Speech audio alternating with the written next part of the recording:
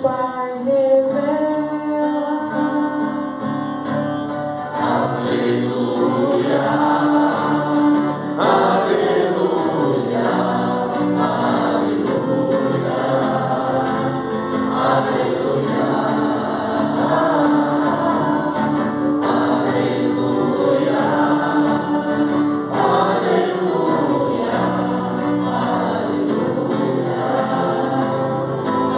aleluia.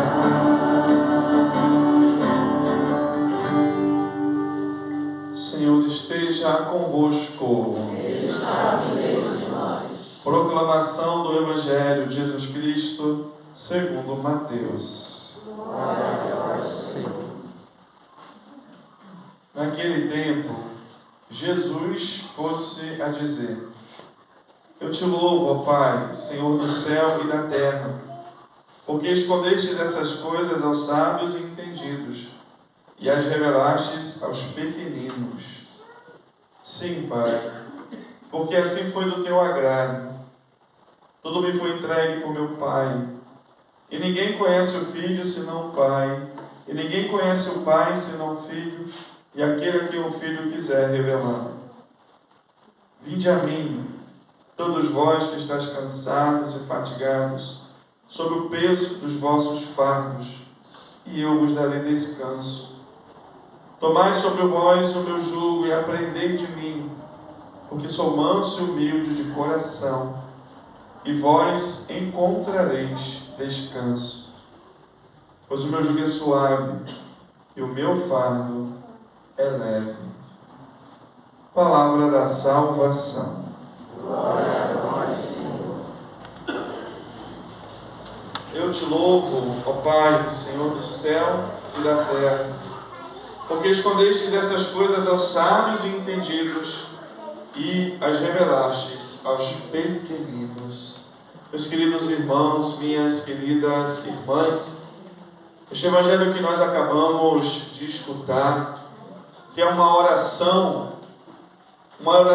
exultante de nosso Senhor Jesus Cristo para o Pai, ele mostra para cada um de nós a preferência, o carinho e a predileção que o Senhor tem por aquelas pessoas que são humildes, por aquelas pessoas que são pequeninas, por aquelas pessoas que se colocam inteiramente na mão de Deus. Eu te louvo, Pai, porque revelastes isto aos pequeninos. E por que o Senhor tem essa predileção para quem é humilde, para quem é pequeno? Porque, meus irmãos e minhas irmãs, a história da nossa salvação é a história de um Deus que se fez humilde. Na oração de coleta nós acabamos de escutar: foi pela humilhação do vosso Filho, ó Pai, que reerguestes o gênero humano. Deus se fez humilde. Ele se rebaixou. Ele assumiu a nossa condição. Ele se fez um de nós. Ele nasceu de uma virgem, de uma menina humilde, no estábulo. Ele viveu uma vida humilde, simples, de entrega, de submissão àquilo que Deus, que o Pai sempre quis dele. Jesus Cristo se humilhou, e humilhou até a morte, e morte de cruz, para nos salvar. Repito, a história da nossa salvação é a história de um Deus que se humilhou, que se fez humilde. Por isso, essa alegria do Senhor diante de quem é humilde, diante de quem se faz pequeno. E dizia Santa Teresa: andar na verdade é andar na humildade. Ser humilde é reconhecer quem nós somos, o que nós podemos fazer e aonde nós podemos chegar. Ser humildes é nos colocar totalmente nas mãos de Deus. Meus irmãos e minhas irmãs, o caminho da santidade é o caminho dessa grande virtude. Que o Senhor nos ajude a buscar, a percorrê-la, porque não existe santidade sem passar por essa humildade. Essa humildade que nós vemos manifestada na vida de todos os santos, de todos os santos e santas. E que de modo especial, no começo do século passado, Santa Teresinha trouxe para cada um de nós, através da pequena via, através da via espiritual que a fez doutora da igreja, mas ela redescobriu essa graça, que nós nunca possamos nos esquecer dela. Ela dizia que, por isso que a Santa Teresinha do Menino Jesus, ela queria ser como uma bola, um brinquedo na mão de Jesus, do Menino Jesus, e que ele podia fazer com ela o que ele quisesse. Jogar para lá, jogar para cá, brincar, não me importa, dizia ela, o que o Senhor quer fazer comigo. O que importa é que eu esteja nas tuas mãos, é que o Senhor conduza a minha vida. Meus irmãos, às vezes a gente falar da humildade é fácil, mas viver é muito difícil. Como é difícil a gente ser humilde. Humilde diante de Deus, humilde diante de nós e humilde diante dos outros.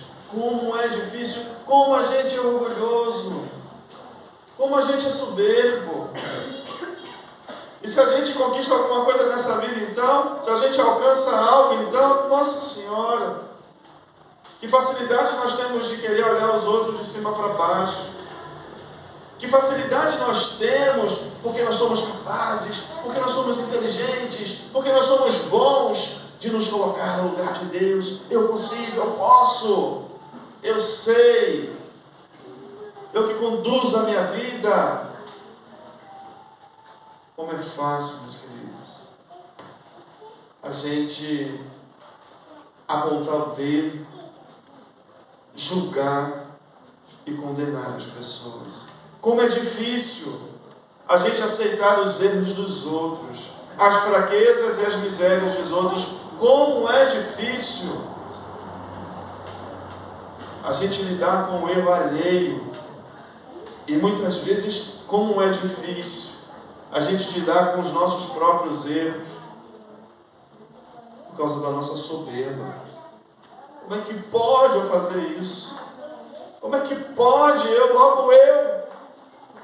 Meus queridos irmãos e irmãs, a virtude da humildade não é nada fácil da gente viver, mas é o caminho que nos leva ao céu. E por isso nós temos que pedi-la muito ao Senhor. E por isso nós temos que renovar a cada dia essa busca. E por isso que o Senhor precisa renovar no nosso coração esse desejo. Me ajuda, Senhor. Me ajuda a entregar minha vida nas tuas mãos. Me ajuda a confiar em Ti, Senhor. E saber e viver na certeza de que sem a graça, sem a força, sem a presença de Deus, a gente não consegue dar um passo. Nada. Por melhor que nós sejamos. Vamos pedir ao Senhor esse dom e essa graça. Que Ele nos dê e faça de nós pessoas cada vez mais humildes. Porque é exatamente isso que agrada ao Senhor. E o que mais entristece e repudia é quando o Senhor encontra em nós um coração soberbo, um coração orgulhoso, um coração cheio de si mesmo. Vamos pedir ao Senhor esse dom e essa graça, queridos, porque, repito, essa virtude é uma das mais importantes da nossa vida. E não podemos deixar de buscá-la, de querê-la, para que o Senhor nos dê a graça de um dia alcançá-la. Vamos entregar para o Senhor nessa Eucaristia, o Senhor que é manso, o Senhor que é humilde, o Senhor que vem até nós, não num cavalo com uma armadura, uma coroa, para impor o seu reinado, o seu poder, mas como disse Zacarias na primeira leitura, vem num jumento, num potro. Que Ele nos dê a graça de viver a vida do Espírito, que disse São Paulo na segunda leitura, e viver a vida do Espírito é exatamente viver esse caminho da humildade, esse caminho da entrega, esse caminho de se deixar conduzir inteiramente pela palavra, pela graça, pelo amor de nosso Senhor Jesus Cristo. E vamos entregar os nossos fardos, vamos entregar-lhes os nossos pesos. Quanta dificuldade nós temos de perdoar, quanta dificuldade nós temos que aceitar os defeitos dos outros, mas o Senhor não é assim.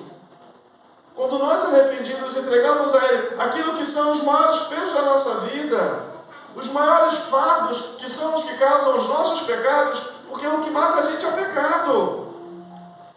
É o pecado que nos afasta de Deus, é o pecado que nos afasta das pessoas, é o pecado que pode nos afastar do céu. Somente essa realidade. Vamos entregá-lo para o Senhor. Quantas pessoas às vezes vivem com um peso e são tão orgulhosos? Ah não, eu confio diretamente com Deus. Ah, mas eu posso, o Senhor nos deixou a igreja, o Senhor nos deixou o sacramento, o Senhor nos deixou uma graça, uma cura. E o que tu sabe? O que eu sei, meu Deus do céu?